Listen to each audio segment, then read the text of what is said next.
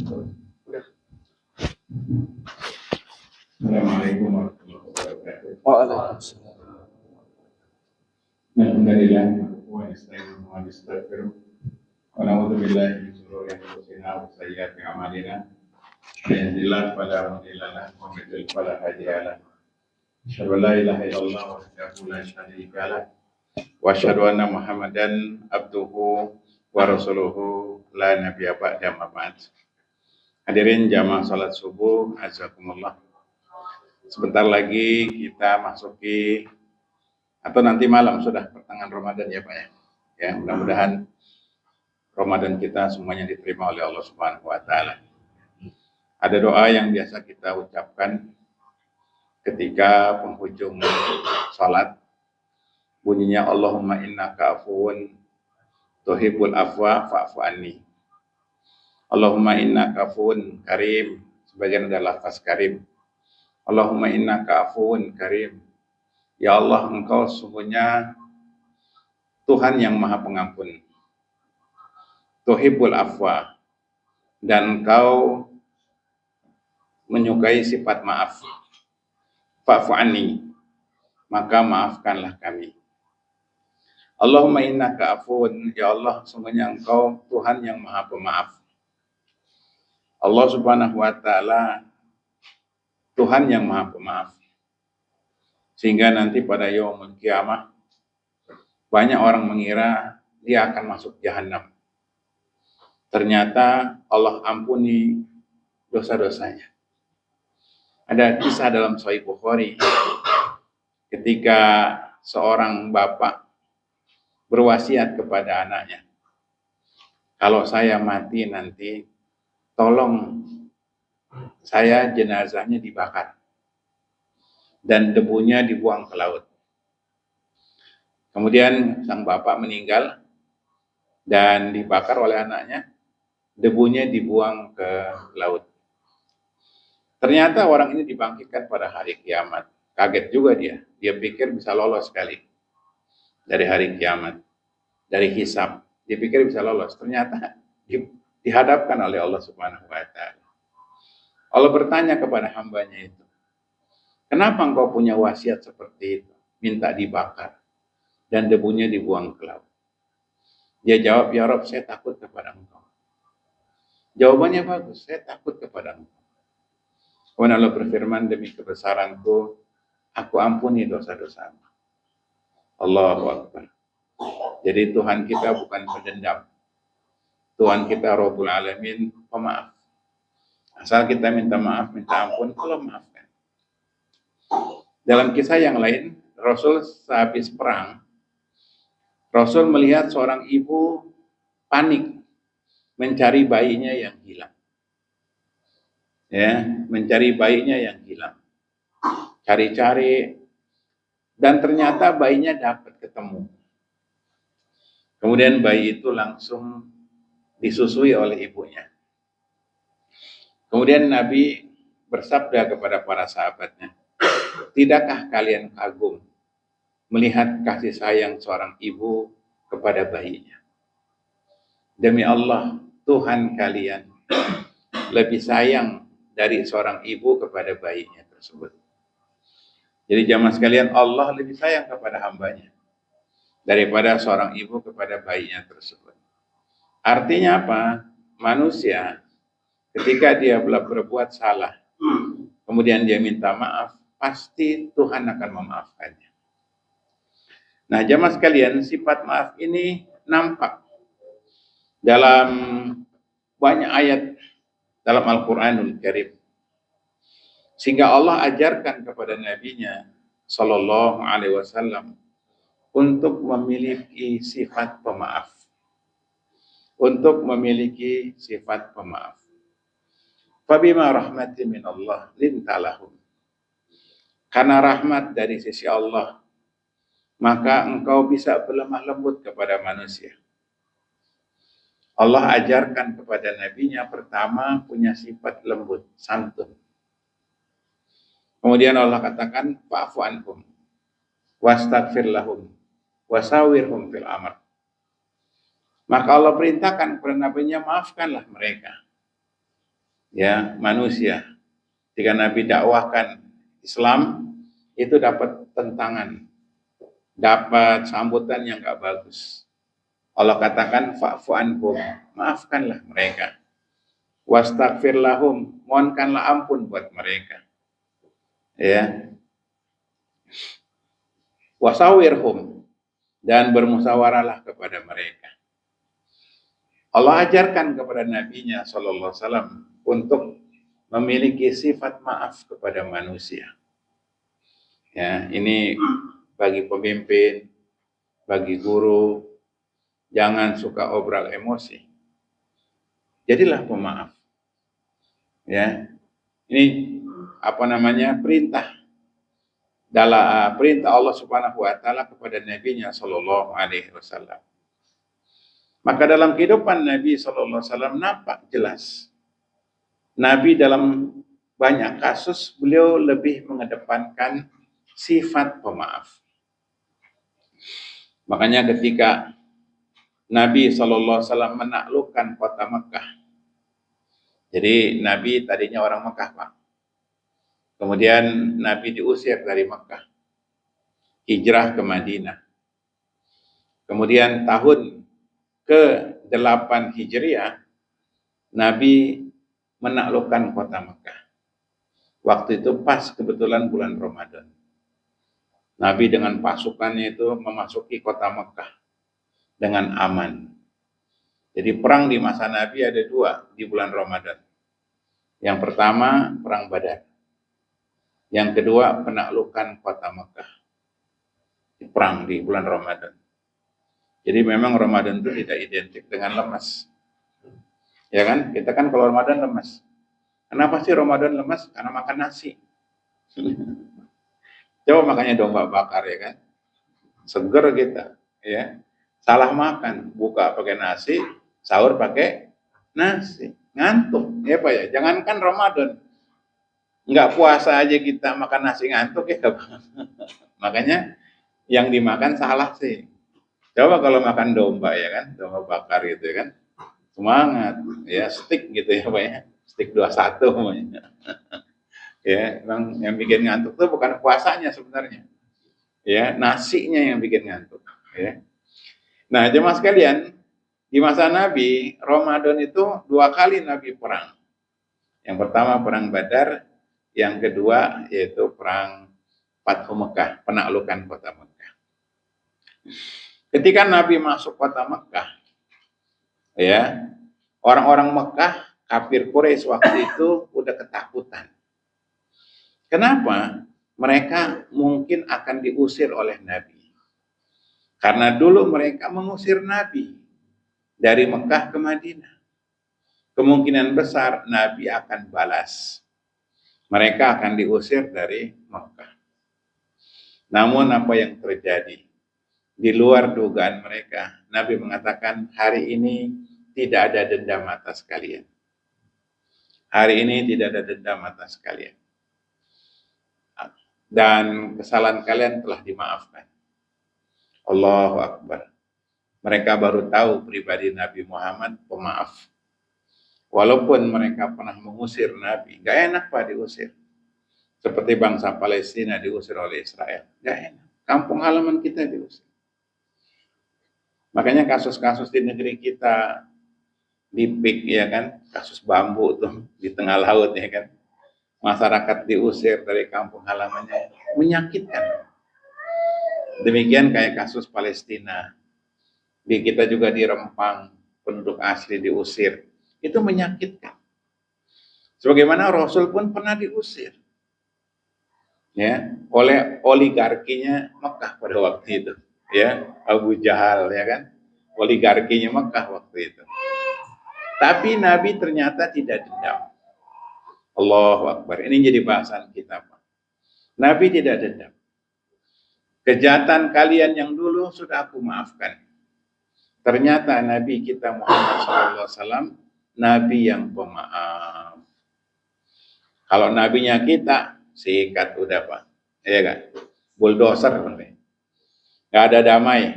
Ya. Kalau nabinya kita, ternyata Nabi pemaaf. Ini yang ditampakkan dalam sejarah. Ternyata Nabi Muhammad SAW tidak pemarah, tidak pendendam. Beliau maafkan orang yang mengusir dari kampung halamannya sendiri. Dalam kesempatan yang lain, Nabi SAW pernah didatangi orang kafir. Jadi gini Pak ceritanya. Nabi suatu ketika dalam peperangan, Nabi singgah di suatu tempat istirahat. Dan Nabi berpencar dengan pasukan. Nabi cari pohon yang rindang, Nabi berteduh di bawah pohon yang rindang. Ketika sedang lagi enak-enaknya berteduh, tiba-tiba datang orang kafir menghunuskan pedangnya. Sambil mengatakan, "Ma yamna'uka minni." Siapa yang bisa nolong engkau dari saya? Maka Nabi menjawab, Allah. Si kafir lebih keras lagi mengatakan, "Ma yamna'uka minni." Siapa yang bisa nolong engkau dari saya? Nabi kedua kali menjawab, Allah. Tiba-tiba orang kafir itu langsung menyarungkan pedangnya ke sarungnya. Sarungan pedang. Dan dia ikut berteduh di samping Nabi. Ikut ngadem bahasa kita, ikut ngadem di samping Nabi. Nabi biarin aja. Nabi cuekin aja. Nabi nggak emosi, lu kurang ajar lu lagi. Disikat sama Nabi. Tidak.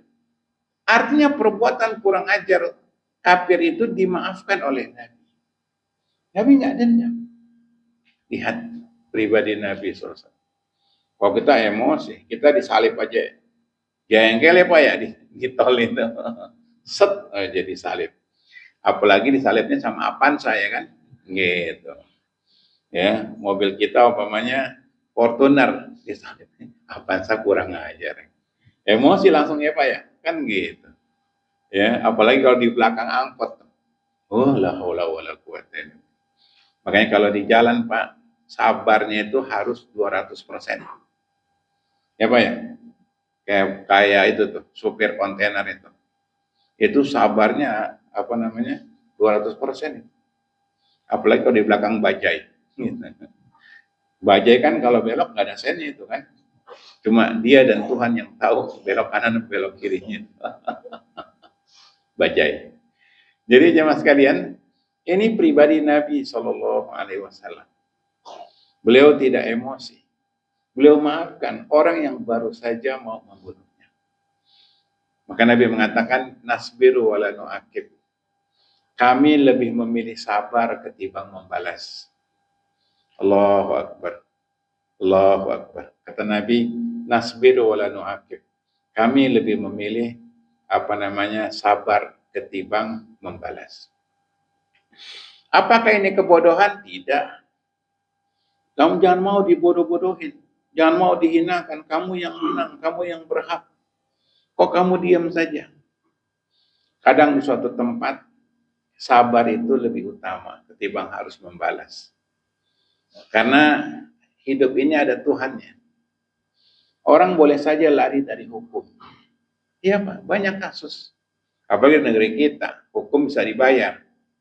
Ya Pak ya, makanya ada istilah NPWP. Nomor piro, wani piro. Gitu. Bisa dibayar. Kadang kita sebagai orang yang terzalim, sabar. Tidak mungkin kezoliman itu dibiarkan. Pasti dibalas. Walaupun Bapak tidak membalasnya, Tuhan pasti balas. Allah pasti balas. Gak mungkin Allah biarkan kejahatan. Baik dibalas di dunia maupun di akhirat. Lihat kisah Fir'aun, Qarun, Haman, kaum Ad, kaum Samud. Semuanya Allah hinakan. Semuanya Allah azab. Artinya Allah tidak biarkan sebuah kezaliman. Lihat di dunia ini, banyak orang-orang jahat dihukum, Pak. Dihukum. Walaupun hukuman dunia itu bisa mereka bayar. Hukum dunia itu mereka bisa lolos, tapi hukum Allah tidak bisa. Nah ini jemaah sekalian. Makanya kata Nabi, nasbiru wala nu'akib. Kami lebih memilih sabar ketimbang membalas. Biar Allah yang balas kejahatan itu. Nah, sifat pemaaf ini pun Allah, Nabi ajarkan kepada para sahabat. Nabi ajarkan kepada para ulama. Sehingga dalam sejarah banyak para sahabat. Banyak para para ulama yang mewarisi sifat sabar, pemaaf yang luar biasa. Di antara sahabat Nabi SAW adalah kisah Abu Bakar. Ini Pak, dalam surah An-Nur. Ya, Bapak lihat kisah Aisyah yang dituduh selingkuh. Dalam Al-Quran ada 2 kasus tuduhan perselingkuhan. Pertama yaitu Nabi Yusuf. Ya, dituduh selingkuh dengan perempuan bangsawan di Mesir gitu. Yang kedua kisah Aisyah. Aisyah dituduh selingkuh. Digosipin selama 1 bulan. Kalau sekarang ini istilahnya masuk infotainment. Masuk infotainment. Ya Pak ya? Tahu gak infotainment? Check and recheck. Ya, riset. Ya apa namanya? Udah gak ada Bu ya? Dulu banyak tuh apa? Insert ya. Was-was ya kan? Apalagi Pak? Silet gitu. Gosip. Ya, banyak deh pokoknya deh, ya kan gitu. Digosipin, namanya istri Nabi. Jadi gini Pak, dalam suatu peperangan, istri Nabi ketinggalan. Karena di waktu itu di rest areanya itu, ya, nah Aisyah buang hajatnya jauh. Jam waktunya sudah cukup, pasukan berangkat. Aisyah itu ditandu, pakai tandunya tertutup. Yang ngangkat tandu merasa Aisyah udah di dalam, padahal Aisyah belum di dalam, masih buang hajat, gitu. Karena Aisyah tubuhnya kecil, badannya, enteng, diangkat, taruh di atas onta. Aisyah belum masuk tandunya, jalanlah pasukan, gitu, berangkat. Tiba-tiba Aisyah datang, pasukan udah pergi, bingung mau nyusul, belum ada Grab. Ya kan? Belum ada Grab, belum ada aplikasinya. Akhirnya bingung Aisyah. Akhirnya nunggu dia di tengah jalan. Harapannya ada pasukan yang terakhir. Ternyata benar ada pasukan terakhir. Ya. Sofwan bin Mu'attal. Namanya Sofwan bin Mu'attal. Ini orang yang terakhir. Tujuannya adalah jaga-jaga jangan sampai ada yang pasukan musuh menyerang dari belakang. Jaga-jaga. Nah, Sofwan tengah jalan melihat ada orang perempuan tidur tengah jalan. Ternyata Aisyah. Kaget langsung mengucapkan kalimat inna lillahi wa inna ilaihi raji'un. Aisyah terbangun dari tidurnya tengah jalan. Ternyata ada Sofwan. Sofwan nurunkan ontanya, kemudian Aisyah naik ke ontanya, disuruh naik. Kemudian Sofwan menuntun ontanya. Perhatikan, bukan diboncengin ya, tapi dituntun. Di tengah jalan Sofwan tidak berani melihat ke belakang. Kenapa? Istri Nabi. Sampai masuk kota Madinah. Di kota Madinah langsung jadi gosip. Wah, masuk pos kota. Kalau kita ya Pak ya, di pojok kanan bawah, nah ini dia. Zaman dulu orang kalau di pos kota yang dibaca, nah ini dia, ya. Nah, jamaah sekalian langsung jadi gosip. Ya, Aisyah dituduh berbuat macam-macam, berbuat serong. Akhirnya Aisyah jatuh sakit.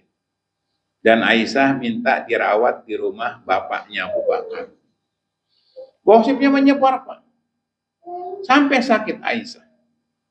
Sampai Ali akhirnya bilang kepada Nabi, ya Rasul, kalau engkau cari perempuan lain, banyak perempuan yang lebih baik daripada Aisyah. Ali menyarankan Nabi menceraikan Aisyah. Luar biasa fitnah. Ternyata jamaah sekalian, yang menyebarkan fitnah itu adalah sepupunya Abu Bakar. Abu Bakar punya sepupu namanya Mistah.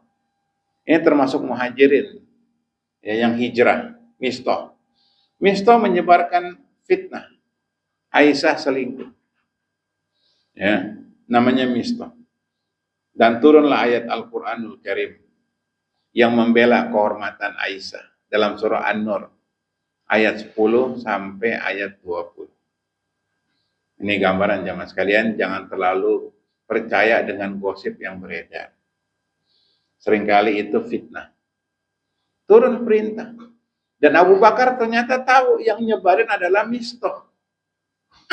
Kemudian Abu Bakar bersumpah, demi Allah saya nggak akan bayar lagi subsidi kepada Mistah. Jadi Abu Bakar kaya, Pak. Dan Abu Bakar senantiasa menyantuni keluarganya yang miskin. Nih, Pak. Jadi kalau kaya itu jangan makan sendiri. Bagi-bagi saudara. Nah, Mistah, sepupunya Abu Bakar, termasuk yang disantuni oleh Abu Bakar. Abu Bakar bersumpah, saya akan stop BLT, bantuan langsung tunai kepada Mistah. Demi Allah akan saya stop. Kurang ajar. Ya, pagar makan tanaman. Ya, ya Pak ya? Benar nggak? Pagar makan tanaman, apa pagar makan laut, Pak? Pagar makan tanaman. Nah, jamaah sekalian, turun ayat Al-Quran, perintah Allah kepada Abu Bakar. Waliyafu, ya, waliyasfahu, ya, maafkanlah dan lapang dadalah. Allah perintahkan Abu Bakar untuk lapang dada, untuk maafkan perbuatan Mistah. Ala tuhibbuna ayaghfirallahu lakum. Tidakkah engkau ingin Allah mengampuni dosa-dosa kalian? Akhirnya Abu Bakar tidak jadi untuk menghukum Mistah dengan tidak membayar BLT. Abu Bakar maafkan sepupunya. Ini fitnah luar biasa. Diabadikan oleh Al-Quranul Karim. Lihat Abu Bakar bisa memaafkan. Kalau kita, wah dendam itu. Gak ada maaf lagi deh. Penjarain. Zaman sekarang ya Pak ya. Dikit-dikit masuk pengadilan. Nah ini luar biasa. Sifat Abu Bakar As-Siddiq. Demikian juga di kalangan ulama ada yang namanya Syekhul Islam Ibnu Taimiyah. Ini ulama dari Suriah. Yang sekarang negerinya lagi bergejolak. Suriah. Ya Suriah ini negeri akhir zaman. Ya Indonesia nggak tahu dah. Apakah dia termasuk negeri akhir zaman tidak. Jadi ada seorang kawan nulis buku dengan judul Negeri-Negeri Akhir Zaman. Di antara negeri akhir zaman adalah negeri Suriah, Palestina, Lebanon, Yordan, ini namanya negeri Syam, negeri akhir zaman. Artinya tetap eksis. Kita nggak tahu Indonesia masih ada nggak akhir zaman. Gitu kan dalam sejarah banyak negara-negara hancur, hilang. Ya Pak ya, kayak Soviet kan hilang. Ganti Rusia. Gitu. Turki Utsmani, ya kan? Khilafah hilang 1924. Jadi negara Turki yang kecil dulu besar kerajaan Turki. Indonesia ada kan ya akhir zaman? Walau alam bisawab. Kalau Prabowo nulis buku, ya kan, mengatakan Indonesia akan hilang 2030. 5 tahun lagi bubar Indonesia. Ya. Allahu Akbar. Nggak untuk kemungkinan. Ya, seperti Rusia, seperti Turki Utsmani dan beberapa negara kayak Tibet. Tibet hilang. Texas itu dulu negeri sendiri, dicaplok sama Amerika. Tibet negeri sendiri, dicaplok sama Cina. Banyak negara. Ya. Nggak tahu nih Indonesia apakah terus eksis karena negara yang terlalu besar ya kan? Gitu. Atau mungkin nanti terbelah. Ya. Ya, dan negara wilayah A, wilayah B dan seterusnya. Nah, kita nggak bahas gituan, mumet ya Pak ya. Gitu. Kita bahas tentang tema kita, maafkanlah. Nah, kembali bahasan kita, ada seorang ulama, Syekhul Islam Ibnu Taimiyah. Ulama di Damaskus, Suriah. Ulama yang belum sempat nikah, wafat usia 67. Kenapa? Hidupnya perang. Di antara perangnya melawan bangsa Tatar, Mongol. Mongol dulu penguasa dunia, Pak. Bengis. Sehingga Mongol pernah masuk ke Suriah dan membantai kaum muslimin di Suriah. Waktu itu Ibnu Taimiyah membangkitkan jihad di masjid-masjid. Khutbah. Bangkitkan semangat jihad. Jangan mau dijajah sama Mongol, sama Cina. Gitu. Jadi Cina ini termasuk bangsa yang tua. Bangsa yang tua, bangsa Cina. Dan Cina itu punya peradaban yang tinggi. Cina. Gitu. Makanya di mana-mana ada Cina. Di Saudi ada Cina gak? Ada Cina. Cuman kebijakan pemerintahan Arab Saudi, bukan kebijakan Saudi aja, semua negara nggak boleh punya perusahaan kecuali harus ada orang pribuminya. Gitu. Beda di Indonesia. Gitu. Justru yang menguasai ekonomi perusahaan itu asing dan asing. Orang kita malah jadi satpam, gitu. Jadi security-nya. Nah, jamaah sekalian, Ibnu Taimiyah bangkitkan semangat jihad. Dan menanglah penguasa melawan bangsa Tatar. Namun dalam kehidupan beliau senantiasa difitnah. Biasalah kalau ustadz difitnah. Kalau di Indonesia tuh fitnahnya radikal. Ya, asal ngeritik penguasa radikal. Ya kan? Jeblosin penjara. Kalau bisa diracun. Makanya Bapak lihat tuh berapa ustadz yang terkenal pada mati. Setelah acara 212 pada mati. Ya, dicurigai itu diracun. Ya. Jadi jamaah sekalian, Ibnu Taimiyah tercatat 7 kali masuk penjara. 7 kali masuk penjara.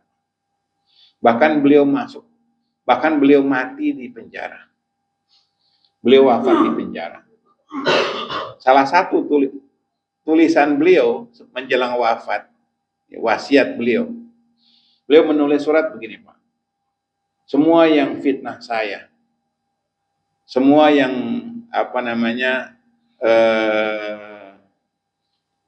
zolim sama saya, hari ini saya sudah maafkan kesalahan mereka. Hari ini sudah saya maafkan kesalahan mereka. Gitu. Ini menjelang beliau wafat. Dia nulis, semua yang fitnah saya, semua yang memasukkan saya ke penjara, hari ini saya sudah maafkan. Kalau saya mati nanti, orang akan kenal siapa saya. Beliau wafat. Setelah tulis, beliau berdoa minta diwafatkan. Wafat di penjara. Di Qol'ah namanya. Satu distrik ya. Kalau kita itu suatu wilayah di Suriah, Qol'ah. Meninggal. Dan begitu wafat, semua penduduk Damaskus keluar. Kurang lebih 1.500.000 orang waktu itu. Mengantarkan jenazah Syekhul Islam Ibnu Taimiyah. Dia bilang di akhir hayatnya, semua yang fitnah saya, yang menyebabkan saya masuk penjara, semuanya saya maafkan. Padahal dia pejuang yang menyingkirkan bangsa Mongol dari bumi Damaskus. Lihat nih, hatinya bersih. Nggak dendam. Walaupun dia pahlawan, tapi difitnah sehingga 7 kali masuk penjara. 7 kali ternyata. Gitu. Ya, dia nulis buku, judulnya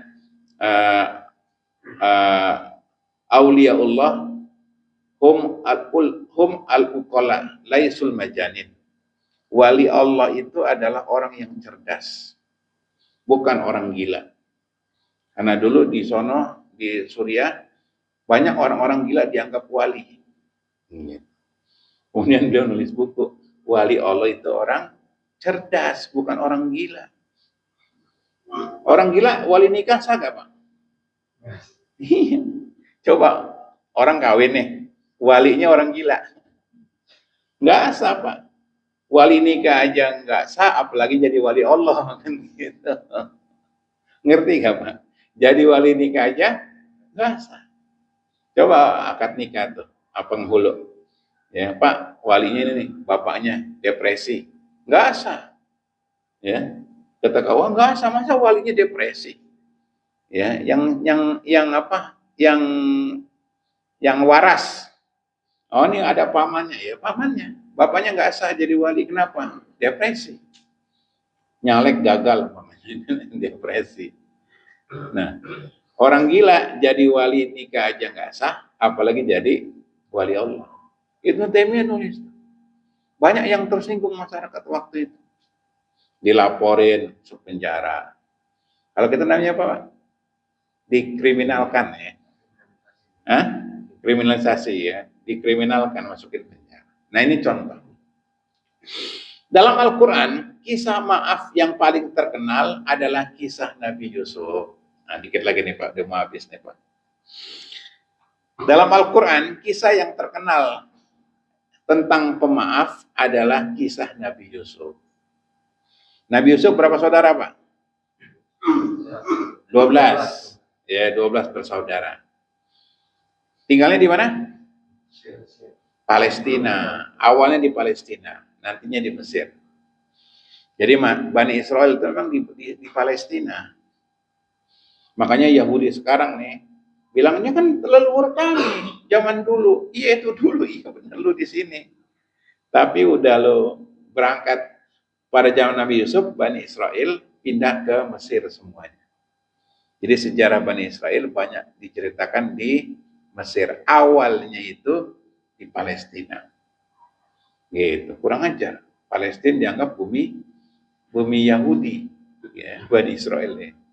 Nah, Nabi Yusuf, nabi yang paling disayang oleh bapaknya.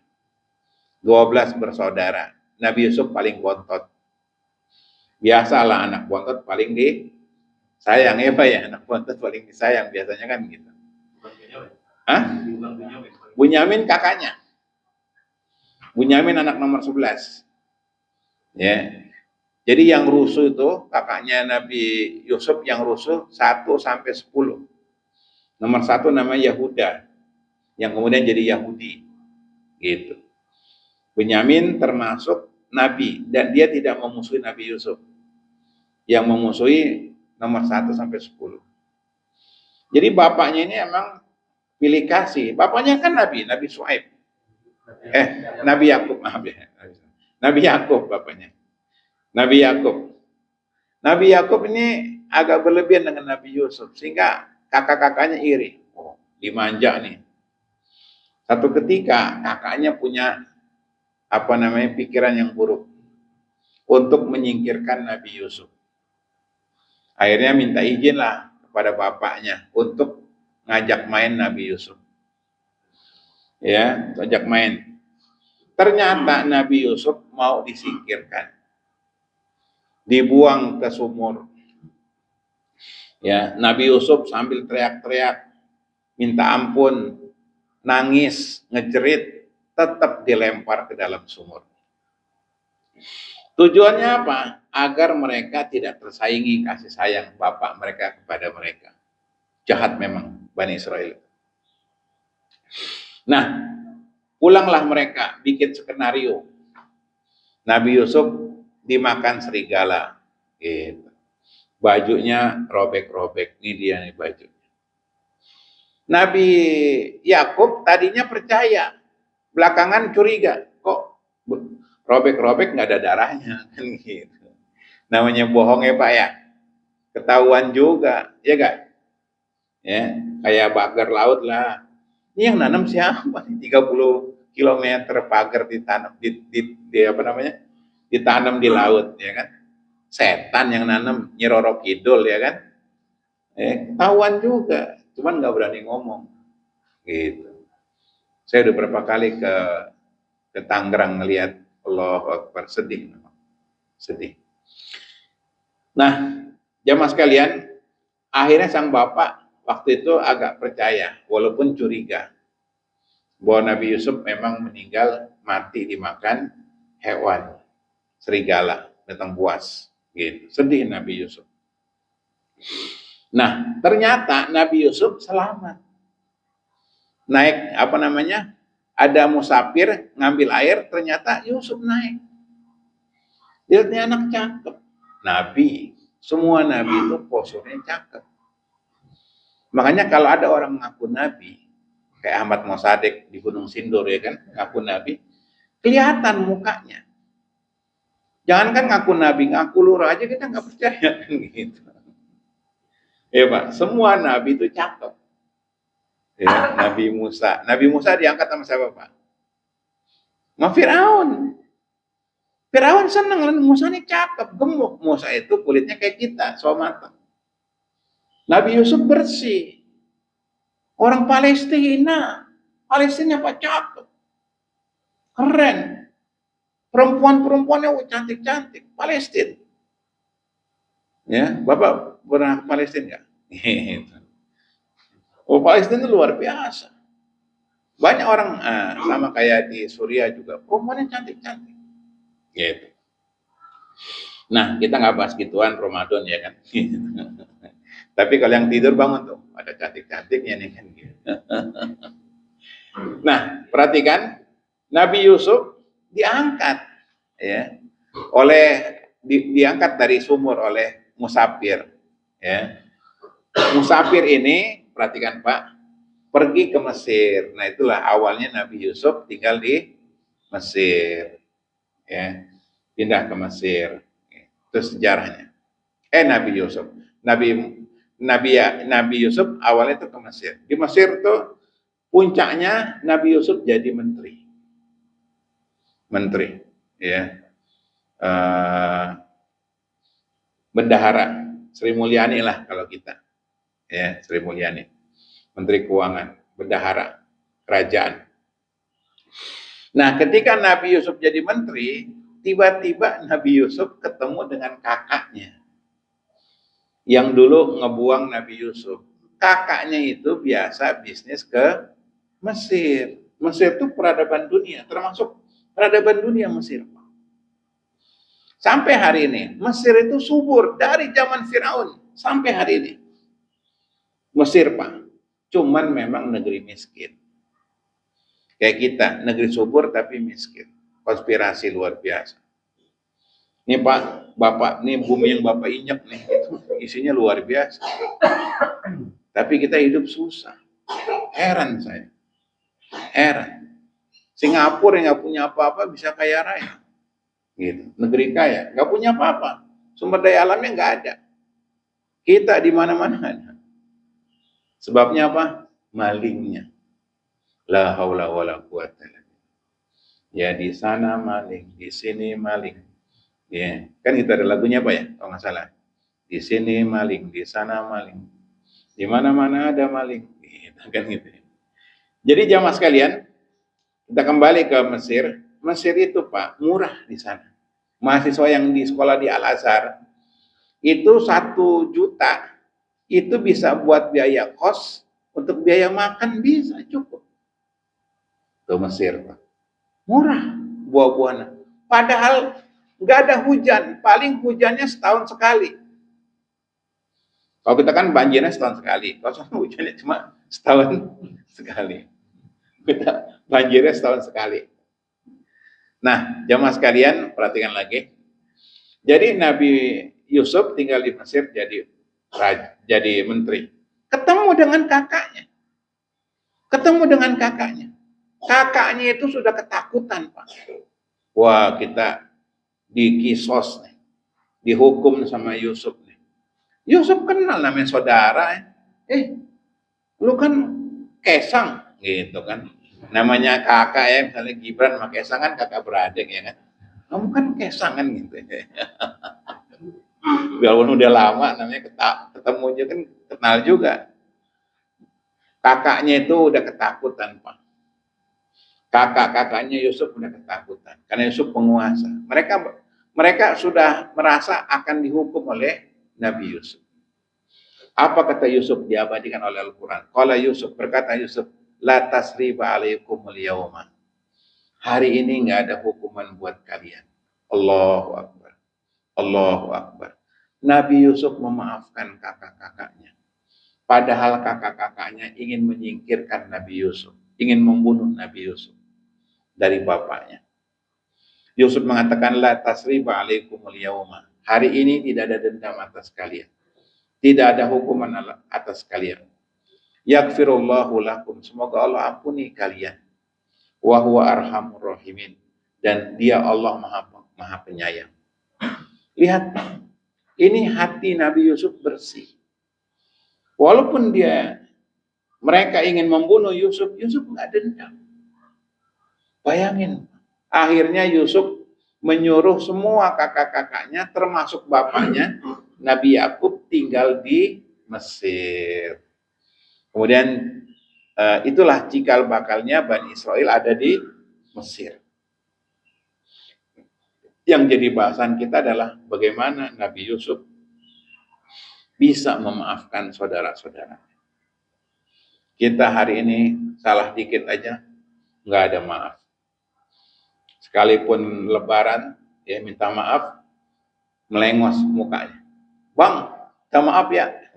Sambil nyodorin tangan, tapi mukanya melengos. Gitu. Lihat dendam. Jadi besok, kalau hari raya, ya, minal aidin wal faidin, mohon maaf lahir batin, maafkan. Tidak ada dendam lagi. Gitu. Ini yang harus kita perhatikan jemaah sekalian. Jangan Ramadan baca Qur'annya rajin, tarawihnya nggak tinggal, zikirnya bagus, puasanya juga bagus, tapi ketika pas hari raya dendam masih ada. Jangan, maafin. Sifat maaf itu bukan kebodohan. Sikap maaf itu bukan kehinaan. Sehingga Nabi bersabda, mazadallahu abdan bi'afin illa izan.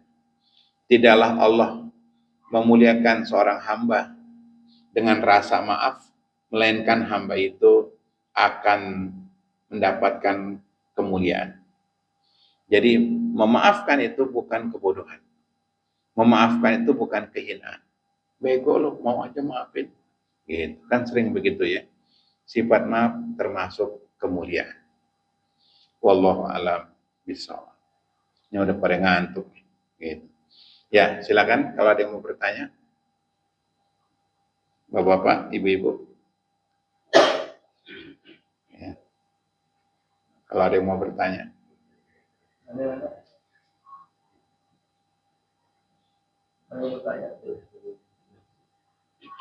Kalau enggak, cukup sampai sini. Ya, kurang lebihnya mohon maaf. Subhanakallahumma bihamdika, asyhadu an la ilaha illa anta, astaghfiruka wa atubu ilaik. Assalamualaikum warahmatullahi wabarakatuh. Sedikit tambahan, bapak-bapak, ibu-ibu, bagi yang mau ikut wakaf Quran buat korban banjir di Bekasi, gitu. Kemarin saya survei langsung, banyak nggak tega juga, buku-buku mushaf pada rusak, ya. Jadi kalau yang mau berminat nanti bisa hubungi panitia DKM, gitu. Mushaf, ya, mushaf Al-Quran terjemah. Gitu. Satu mushafnya 75.000. Gitu. Nanti kalau yang minat nanti dikoordinir saja. Ya buat korban banjir yang ada di Bekasi.